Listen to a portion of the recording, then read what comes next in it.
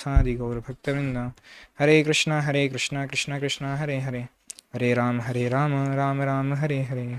नमो विष्णुपादाय कृष्णपृष्ठाय भूतले श्रीमद्भक्तिवेदान्तस्वामिनिति नामिने।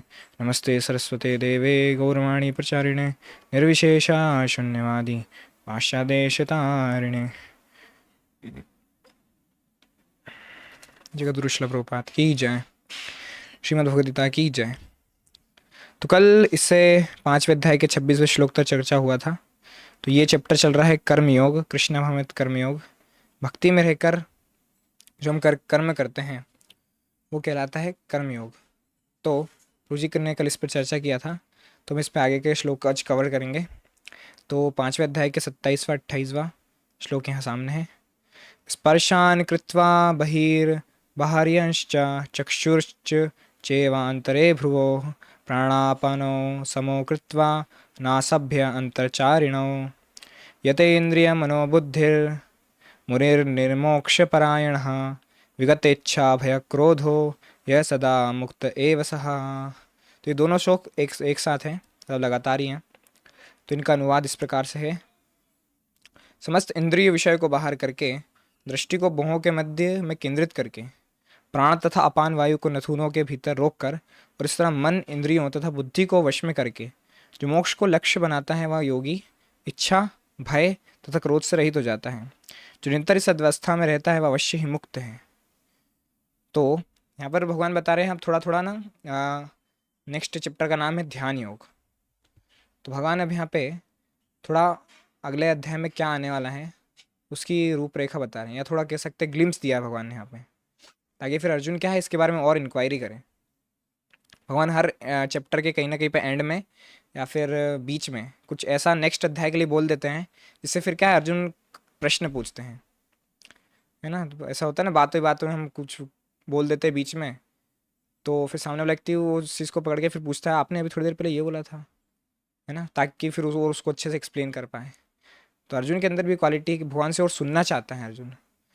तो भगवान अभी यहाँ पे 6ठे अध्याय के बारे में बता रहे हैं, थोड़ा ध्यान योग के बारे में हल्का सा ग्लिम्स दिया है, ताकि फिर क्या अर्जुन थोड़ा एक्साइटमेंट में फिर नेक्स्ट चैप्टर में भगवान से क्वेश्चन करे और भगवान फिर उसको और डिटेल में वो चीज़ों को बताएं।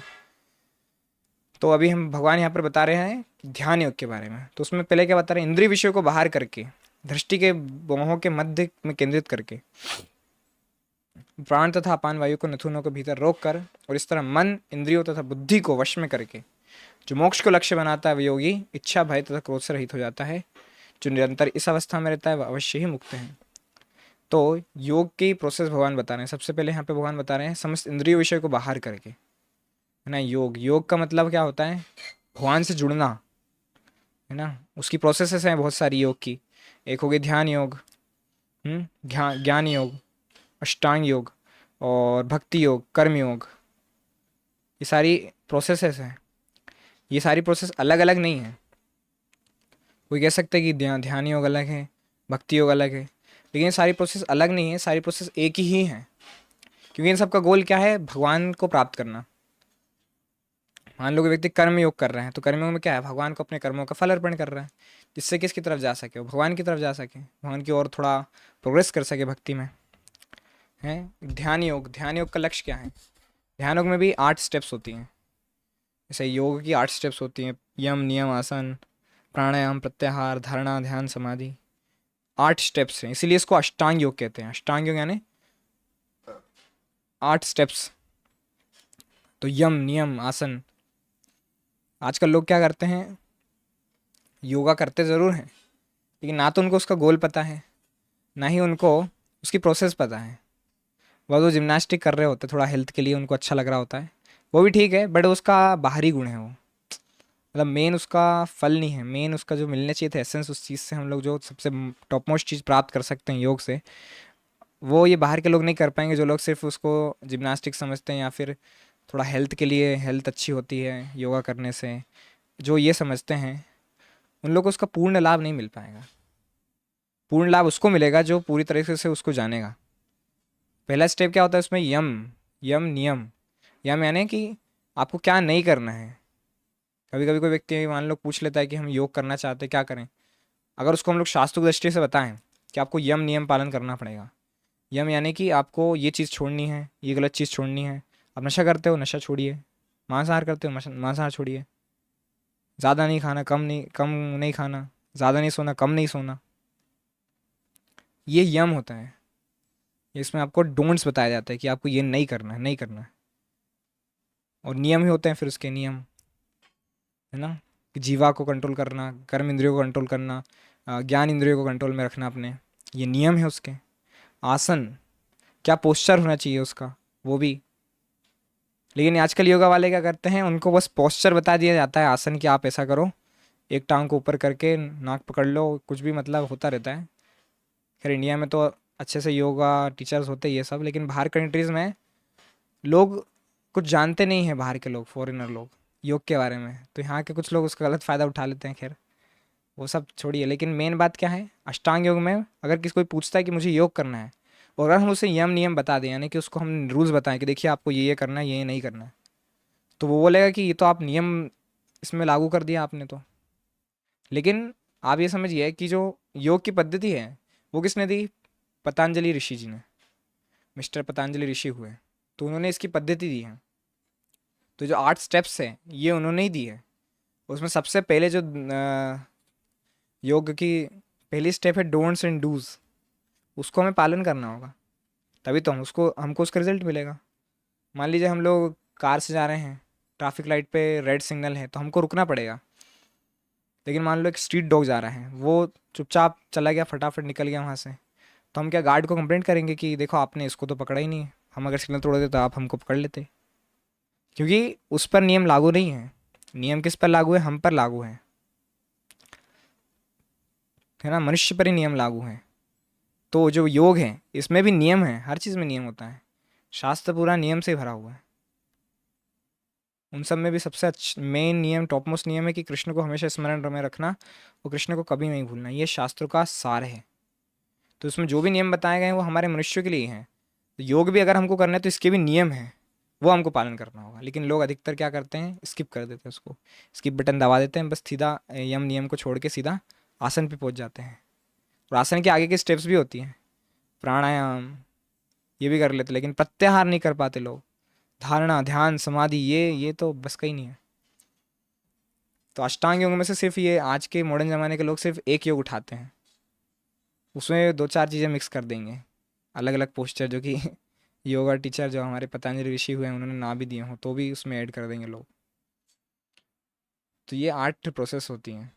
तो यम नियम, उसके बाद होता है आसन, उसका सही पोस्चर होना चाहिए।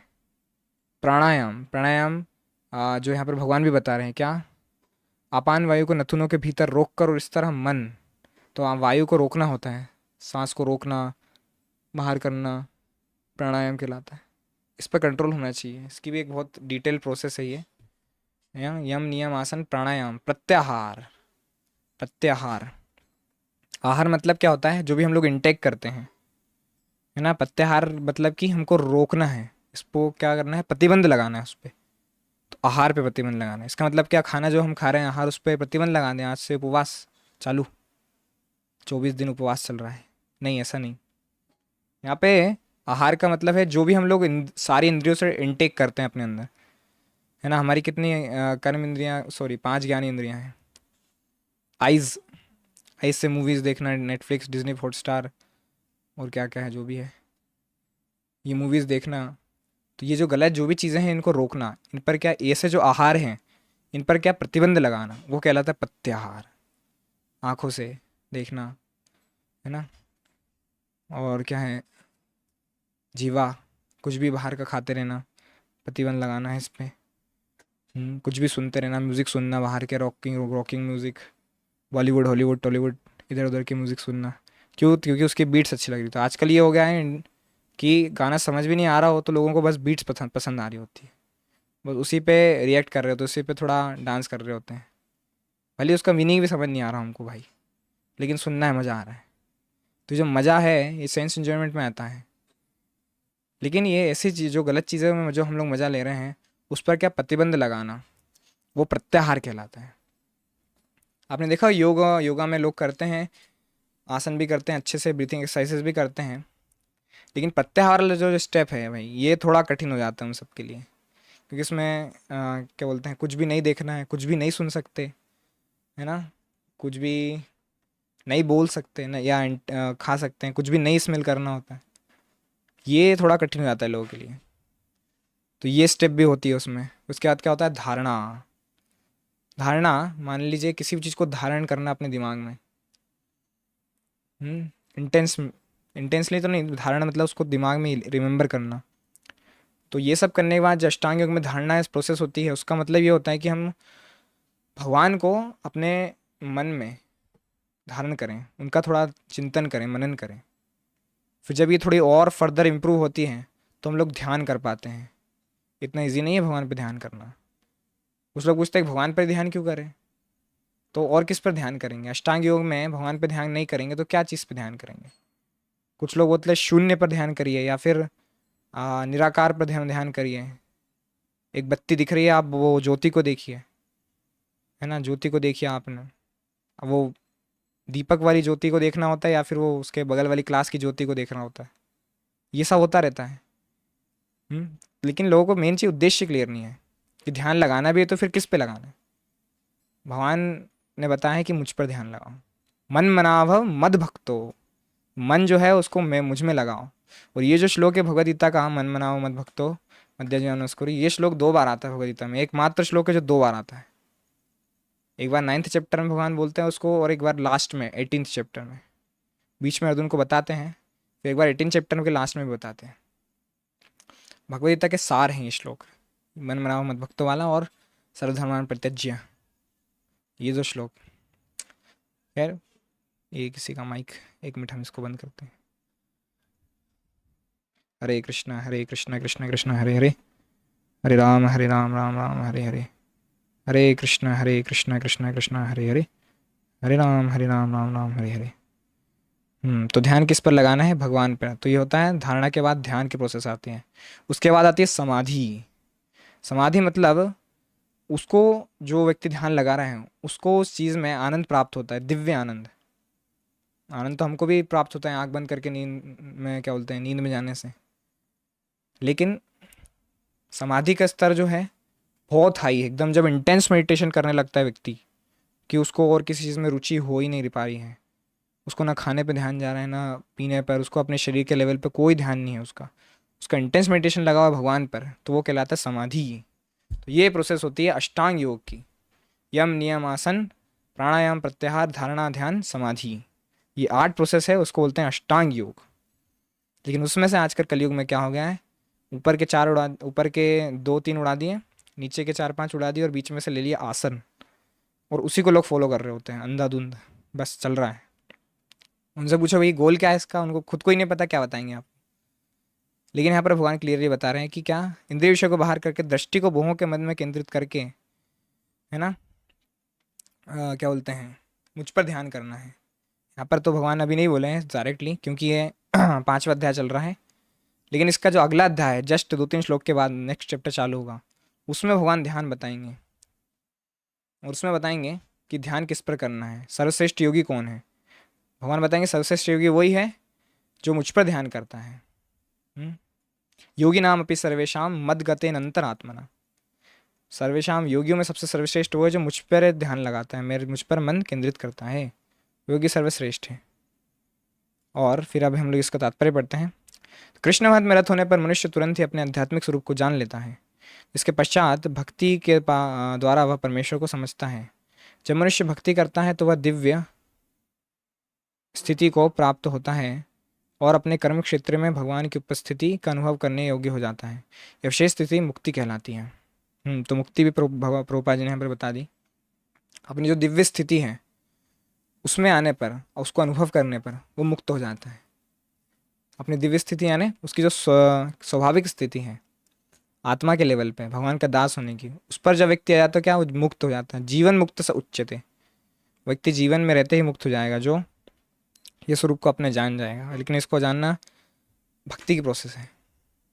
भगवान ने ही उसको डिटेल में बताया। फिर आगे पढ़ते हैं।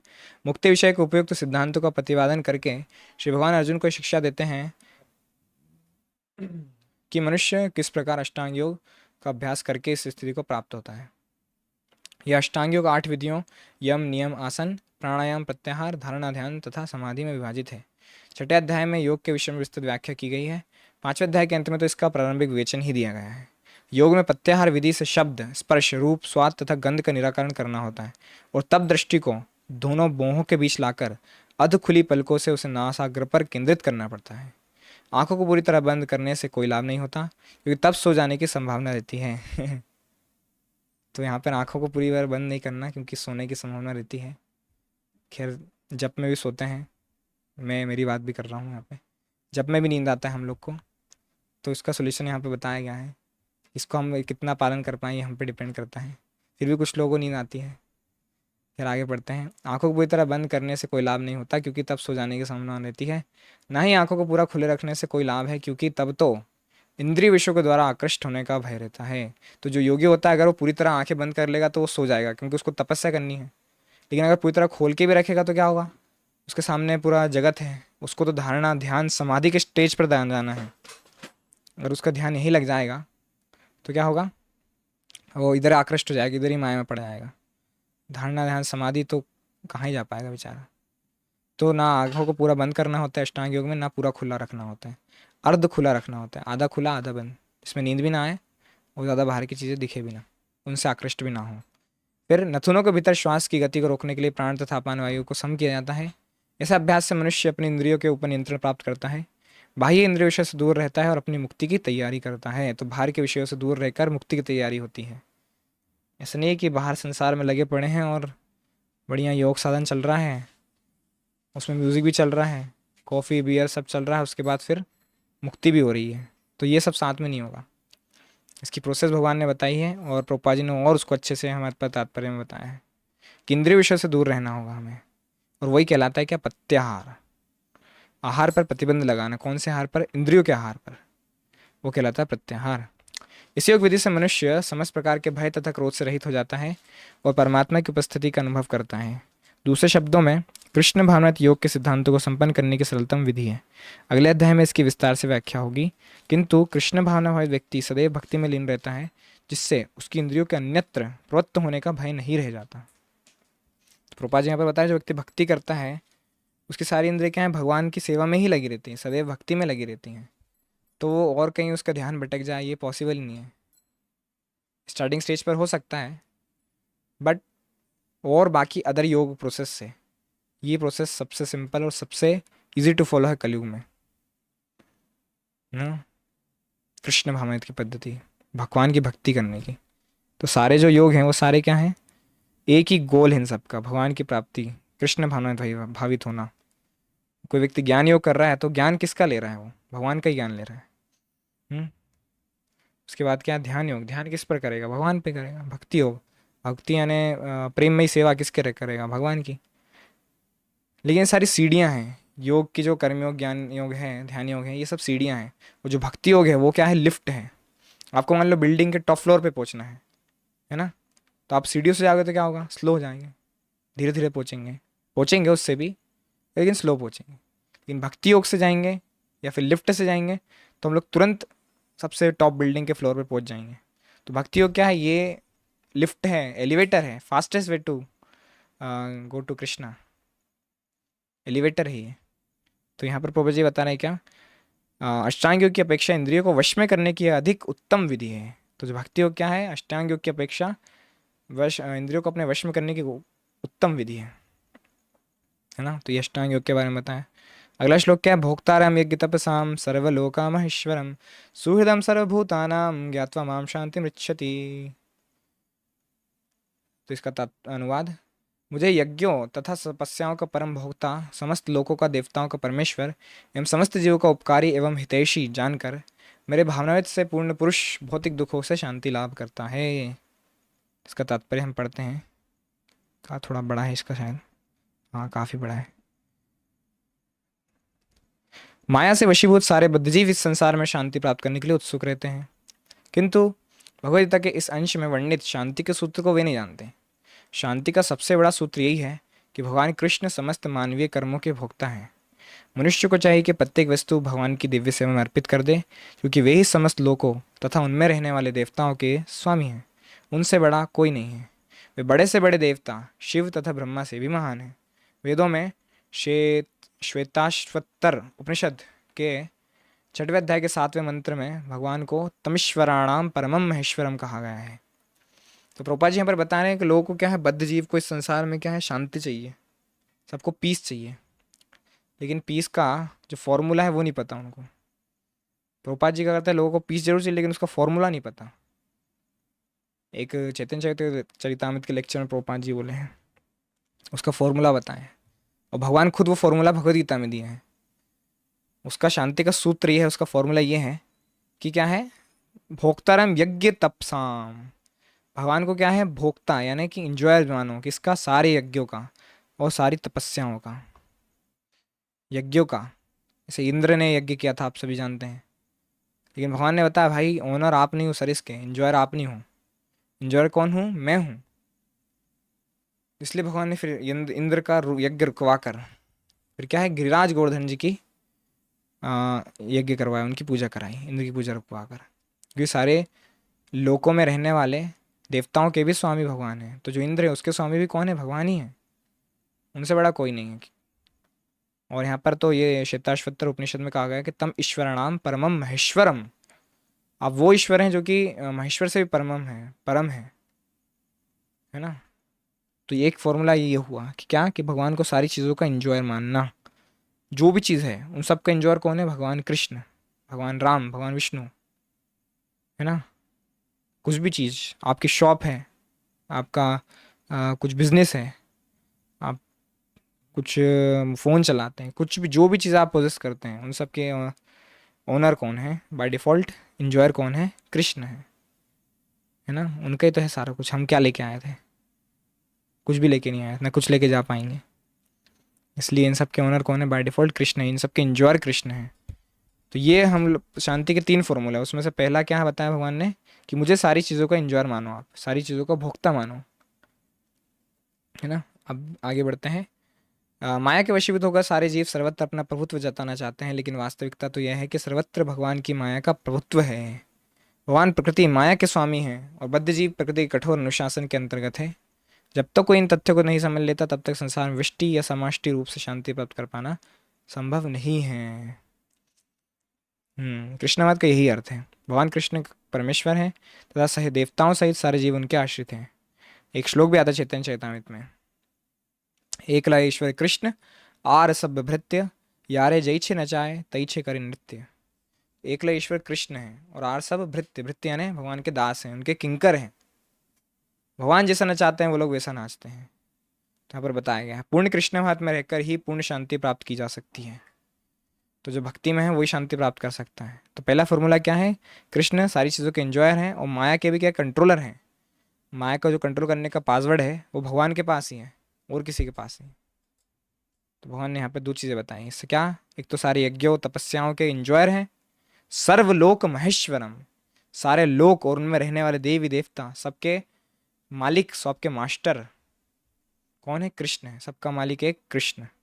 यह 5वां अध्याय कृष्ण भगवत की, जिसे समानते कर्मयोग कहते हैं, व्यवहारिक व्याख्या है। यहाँ पर इस प्रश्न का उत्तर दिया गया है कि कर्मयोग से मुक्ति किस तरह प्राप्त होती है।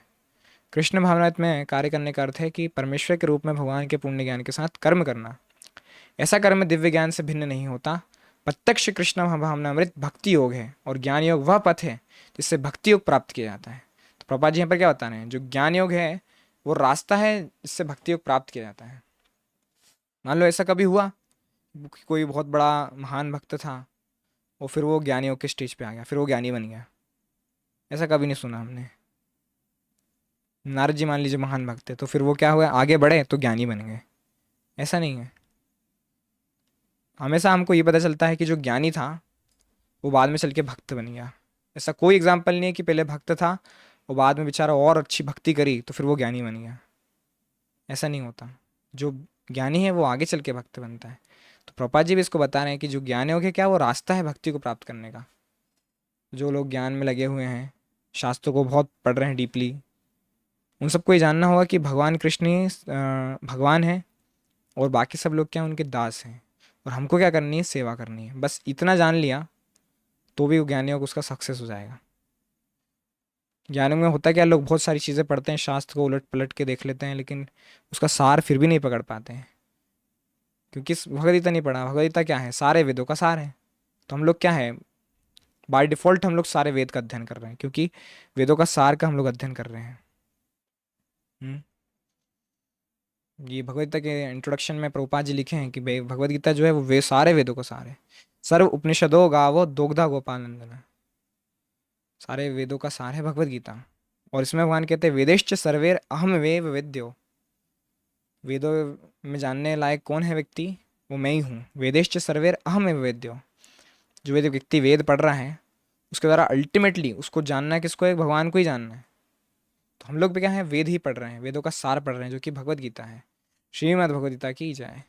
तो यहाँ पर क्या बताया गया, ज्ञान योग वो रास्ते जिससे भक्ति योग प्राप्त होता है। कृष्ण भावनामृत का अर्थ है कि परमेश्वर के साथ अपने संबंध का पूर्ण ज्ञान प्राप्त करके कर्म करना, और इस चेतना की पूर्णता का अर्थ है कि कृष्ण या श्री भगवान का पूर्ण ज्ञान। शुद्ध जीव भगवान के अंश रूप में ईश्वर का शाश्वत दास है। वह माया पर प्रभुत्व जताने की इच्छा से ही माया के संपर्क में आता है, और यही उसके कष्टों का मूल कारण है।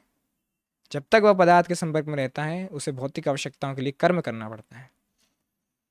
तो पर क्या बताया गया, जो शुद्ध जीव है, हम लोग क्या सारे जीव हैं, लेकिन हम अशुद्ध हो गए हैं माया के टच में आके, है ना, कि माया को कंट्रोल करने का पासवर्ड हम पे है ही नहीं, भगवान ने उसको लीक ही नहीं किया।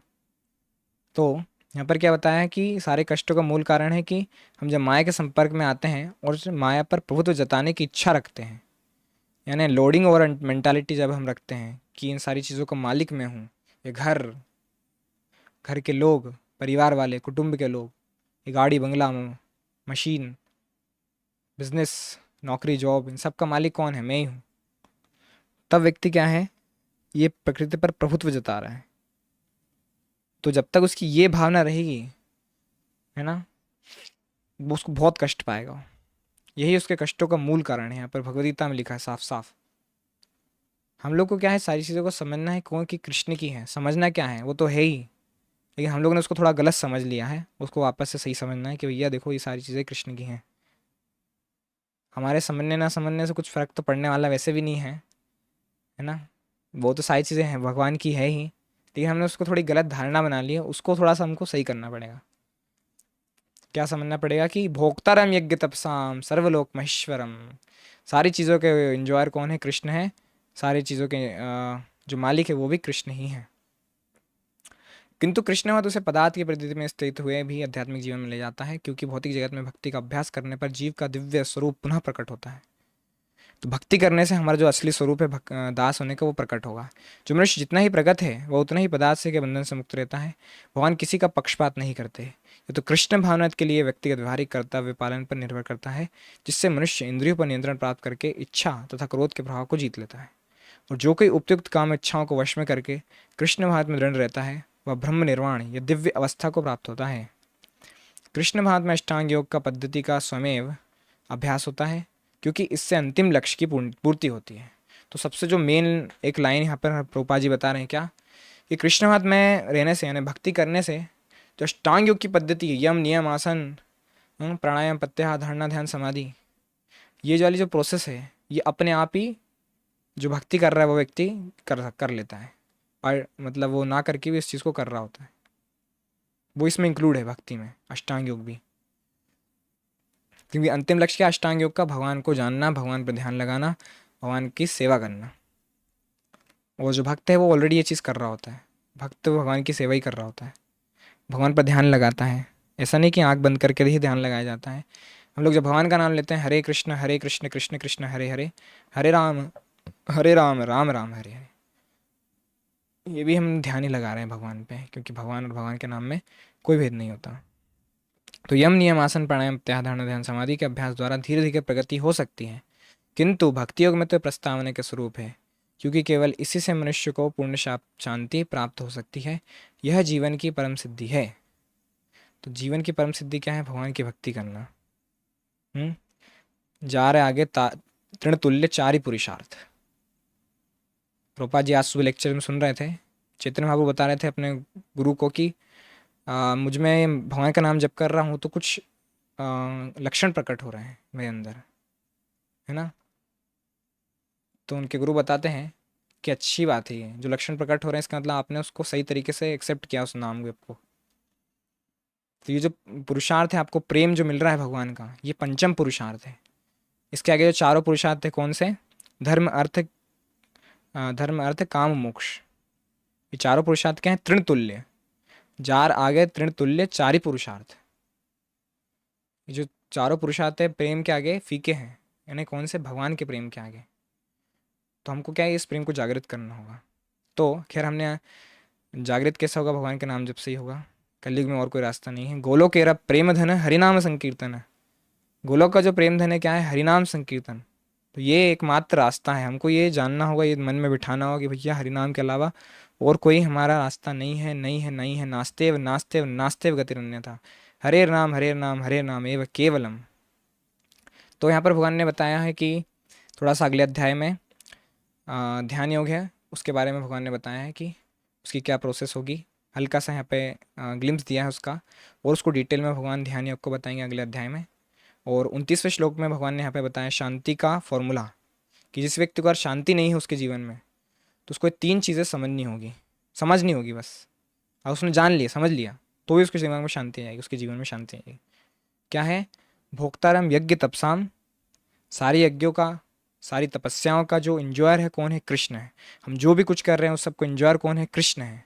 ये जानना होगा। दूसरा, सर्वलोक महेश्वरम। सारी चीज़ों के मास्टर, लोक से लेकर देवी देवता तक सबके जो मालिक हैं वो कौन है? कृष्ण है।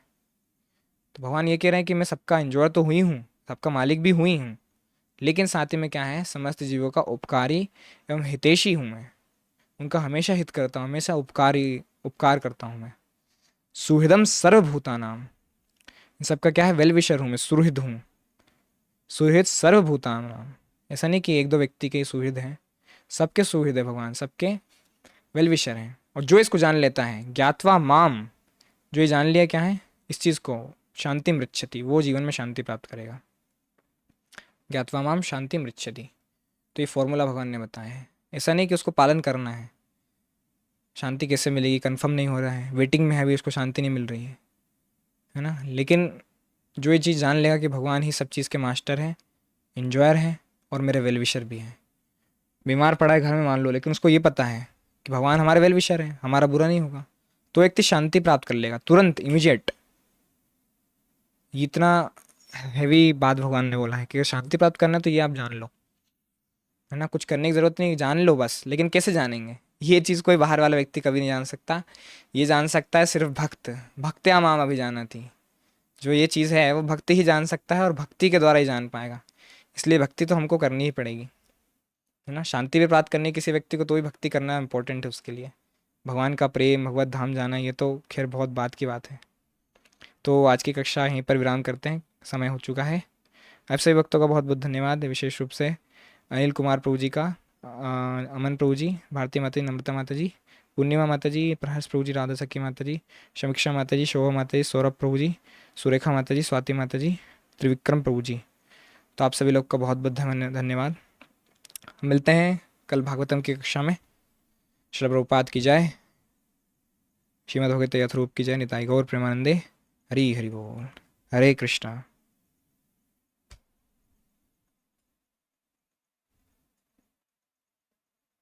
हरि बोल।